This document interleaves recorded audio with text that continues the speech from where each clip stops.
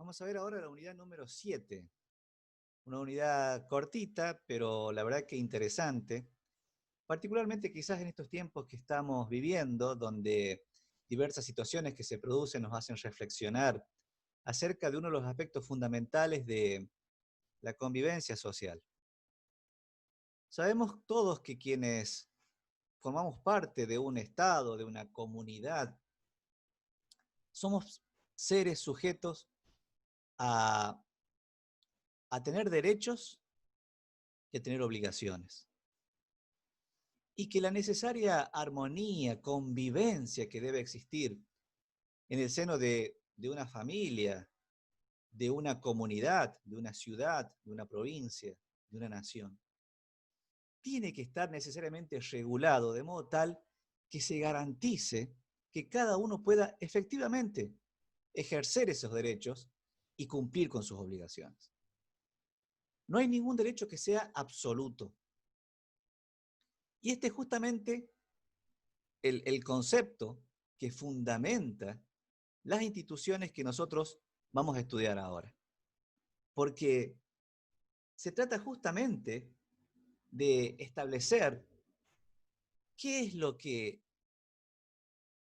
o cuáles son aquellos aspectos que se deben tocar, que se deben reglamentar, a los efectos de asegurar por parte del Estado la mejor convivencia posible.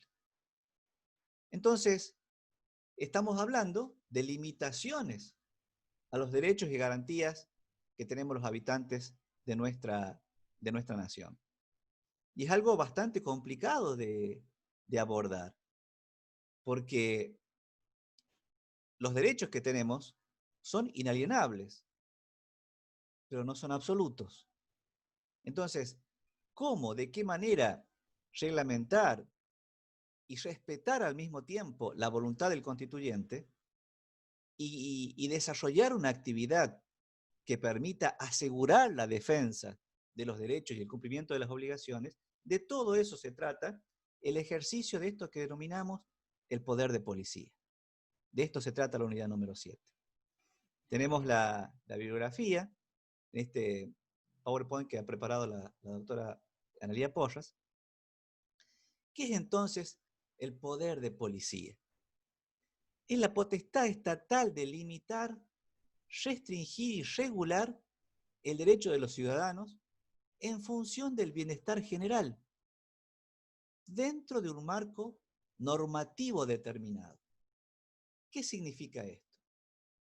Que para poder ejercer esa atribución que tiene el Estado como tal, de limitar, restringir, regular el ejercicio de los derechos de los habitantes de la nación, tiene que hacerlo dentro del marco de la ley.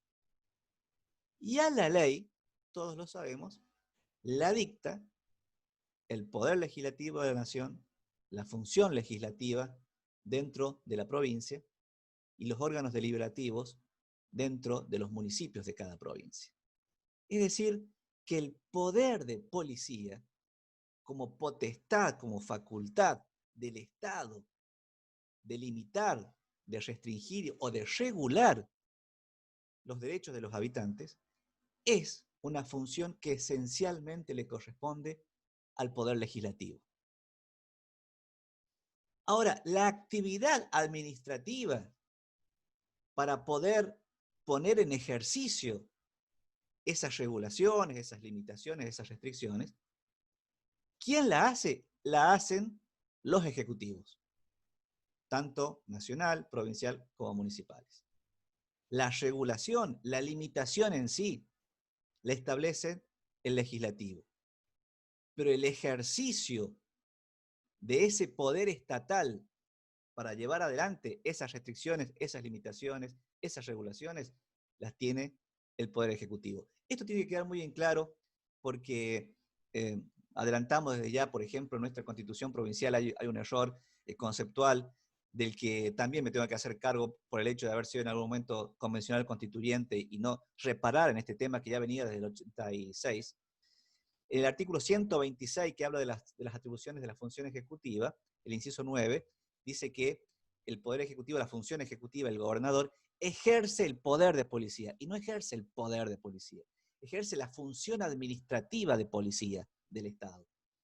Pero el poder de policía, el poder de regular, lo reitero, lo tiene la función legislativa. Como habíamos dicho, el fundamento de este poder que tiene el Estado es ese principio, ese casi diría saber popular que dice que los derechos de cada uno terminan donde empiezan los derechos de los demás, ¿no? Esta frase tan conocida. En realidad no es que terminen donde empiezan los derechos de los demás, sino que tienen que adecuarse, amoldarse a esa necesaria convivencia, a esa necesaria armonía, para que todos podamos ejercer adecuadamente los derechos que nos corresponden. Los dos principios en los que se basa esta facultad del Estado son, por un lado, el principio de legalidad, que ya viene del artículo 14 de la Constitución Nacional, ¿no? Todos los habitantes de la nación gozan de los derechos que allí se enumeran conforme a las leyes que reglamentan su ejercicio. No hay derechos absolutos. Se enumeran los derechos en el artículo 14 de nuestra Constitución Nacional y luego también en el 14 bis. Trabajar, ejercer industria ilícita, comerciar, entrar y salir del país, ejercer el culto, la profesión, todo lo que quieran, conforme a las leyes que reglamentan su ejercicio. Ahí tenemos el principio de legalidad. Debe haber una ley que reglamente esto, con todas las características que le corresponden a una ley. Tiene que ser generales, no puede haber leyes específicas para cada uno, evitar la discrecionalidad, por supuesto. Y el principio de que la libertad del hombre tiene su límite en la ley. Y por otro lado tiene que estar vigente un principio básico, que es el principio de la razonabilidad, que es el artículo 28 de la Constitución Nacional, ¿no? Los principios, derechos y garantías reconocidos por la Constitución no pueden ser alterados por las leyes que reglamentan su ejercicio. El constituyente se preocupó en decir esto, y es un tema que siempre ha tenido, o que ha sido objeto de las discusiones jurisprudenciales, doctrinarias. ¿Cuál es el límite de esa facultad que tiene el Estado de restringir, limitar los derechos de los ciudadanos en aras de la convivencia armoniosa? La razonabilidad. Que haya una limitación, pero adecuada al cumplimiento del objeto. Que haya una proporcionalidad con los fines a alcanzar. Que no haya arbitrariedad. Que esa reglamentación se haga respetando la esencia de la norma, sin alterar el espíritu de la norma. Todo esto es lo que dice el artículo 28. Entonces, esos dos principios que informan la facultad del Estado de actuar como poder de policía, tienen a su vez esos límites. Debe estar señalado por la ley y el principio de la razonabilidad. Y también está el límite del famoso artículo 19 de la Constitución Nacional, ¿no? El límite de la intimidad. Todos los actos que de ningún modo, los actos de la vida privada, las acciones de la vida privada, que de ningún modo ofendan el orden, la moral, ni perjudiquen a terceros, están solo reservadas a Dios, exentas de la autoridad de los magistrados. Y nadie está obligado a hacer lo que la ley no manda, ni privado de lo que ella no prohíbe. Este límite también a la intimidad es un límite que existe para ese poder de policía. Reiteramos aquí que un aspecto básico, fundamental, es que el poder de policía, como facultad estatal, le corresponde a los legislativos, nacional, provincial y municipal. Y el error conceptual de la Constitución, que no podemos repetirlo, está puesto en el artículo 126, las facultades del Ejecutivo Provincial, que en su inciso 9 dice que ejerce el poder de policía. No ejerce el poder de policía, ejerce la atribución de llevar adelante la acción policíaca del Estado conforme a las leyes que reglamentan su ejercicio. Los criterios para la implementación de esta facultad, de este poder de policía, fueron variando con el correr del tiempo y se implementaron en realidad con algún sesgo ahí bastante complicado que tuvieron al principio los primeros hacedores del Estado moderno, después de la Revolución Francesa, porque al principio se venía de un Estado, de una monarquía absoluta, que por más ilustrada que fuera, era absolutista, y de lo que se quería cambiar. Pero tampoco se podía pasar a un estado de libertad absoluto porque no iba a poder ser posible la convivencia, la armonía. Entonces, en un primer momento se dijo, bueno, sí puede haber facultad estatal de regular los derechos de los ciudadanos, pero tiene que ser estricto, solamente en cuestiones de seguridad, salubridad o moralidad. En esas primeras décadas, entonces, estamos hablando de fines del siglo XVIII, obviamente, ya adelantado del siglo XIX, en base a la construcción jurisprudencial fundamentalmente de la Corte Suprema de Justicia de los Estados Unidos, ese criterio fue siendo más amplio, es decir, que podía haber regulaciones estatales y limitaciones, no solamente en cuestiones de seguridad, salubridad y moralidad, sino también en otros temas que hagan al bienestar general de la comunidad. Y fundamentalmente se tocaban temas relacionados con cuestiones económicas, eran muy importantes en ese momento, y ya más adentrado, diría yo, del siglo XX, se empezaron a tocar también temas ambientales como motivos o objeto del poder de policía estatal. Lo que siempre se adujo por parte de la doctrina y de la jurisprudencia es que había que tener mucho cuidado en que no se tome a las cuestiones de emergencia como una razón de permanente fundamentación para el avance de esta facultad estatal por sobre los derechos de los ciudadanos. Incluso es muy criticado doctrinariamente el artículo 76 de la Constitución Nacional, cuando en principio prohíbe la delegación legislativa en el Poder Ejecutivo, pero dice que salvo en materias determinadas de la administración o de emergencia pública. O sea, hay casos de emergencia donde la Constitución le permite al Ejecutivo dictar determinadas normas de policía, poniéndole ciertos requisitos en el plazo fijado para su ejercicio, dice, y dentro de las bases de la delegación que el Congreso establezca. Esto es lo que, como les decía, llama mucho la atención siempre y pone una alerta ahí permanente, tanto la doctrina como la jurisprudencia. Entonces se dice que esas regulaciones que se tienen que dictar tienen que ser en situaciones verdaderamente excepcionales, donde la emergencia sea evidente. Yo les diría que un caso paradigmático es lo que nos pasa ahora con la pandemia. Cuando esa situación afecte los intereses generales de la comunidad, no de un sector solamente. No puede haber una regulación, ya dijimos que por el principio de legalidad tiene que haber una generalidad de la ley respecto de la situación que está regulando. La limitación debe tener una duración temporal cierta. Se tiene que ser por un tiempo determinado. Esto es bastante difícil en algunos casos de manejar, sobre todo tengamos en cuenta lo que está pasando ahora con la pandemia, ¿no? Que al principio era la restricción, el, el lockdown, la cuarentena, por un tiempo determinado, luego hubo que extenderlo y hasta ahora no sabemos hasta cuándo. Pero en principio esa limitación debe tener una duración temporal cierta.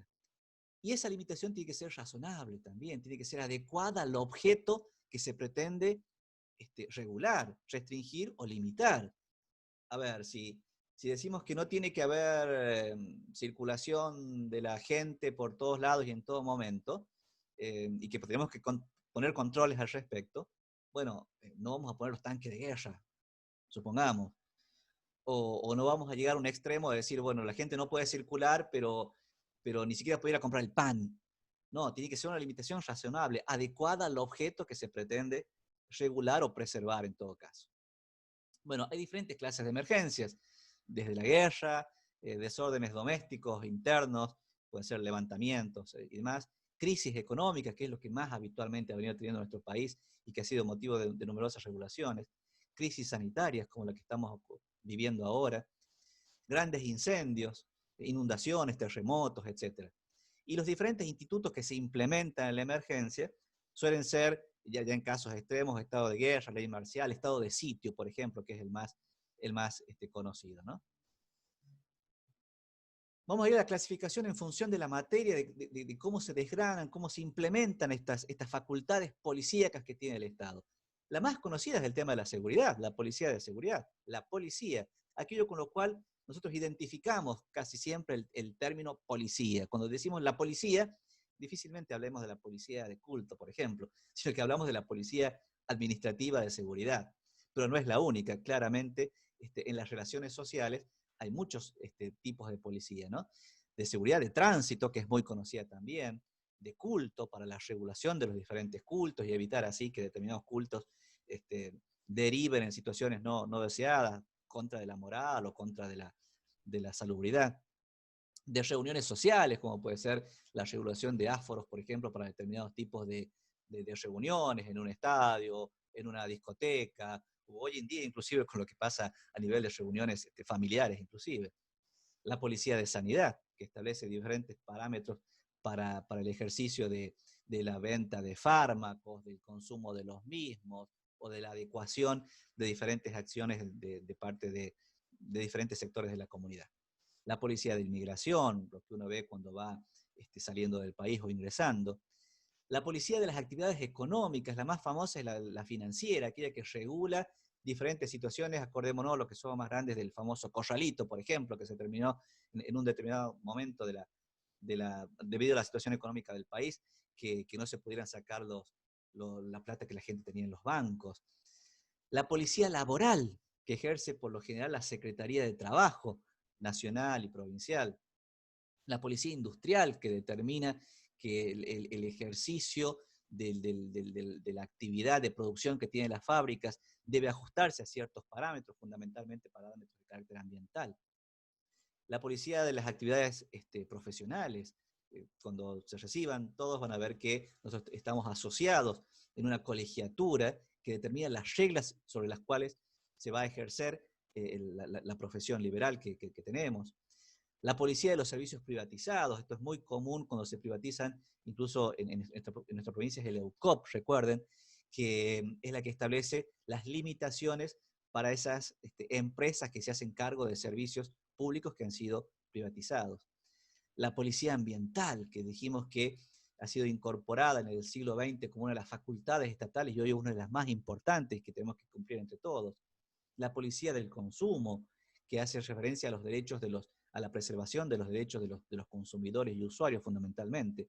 Muchos de estos poderes de policía pueden ser concurrentes, o sea, que son ejercidos tanto por la nación como por las provincias y también por los municipios. Y tienen que hacerlo de forma armónica, de forma de lo que se llama el federalismo de concertación o una asociación de competencias que haga que no se superpongan las mismas ni se contradigan, sino que todos queremos contribuir, por ejemplo, creo que lo más clásico hoy son los temas ambientales, a que estemos de la mejor manera posible. Lo hago muy rápido porque se me ha ido muy lejos el video. La clasificación de las diferentes sanciones de policía, el arresto, que por lo general ocurre cuando hay infracciones a la policía de seguridad, ¿no? En los códigos contravencionales, por ejemplo. Las multas tan comunes en las cuestiones comerciales, por ejemplo, o ambientales inclusive.